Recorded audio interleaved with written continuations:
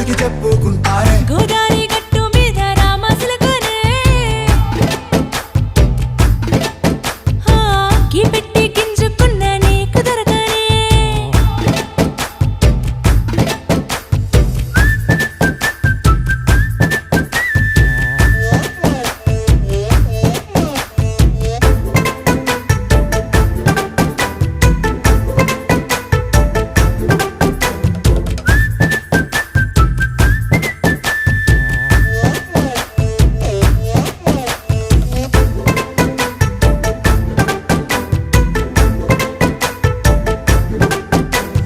విస్తరి ముందేసి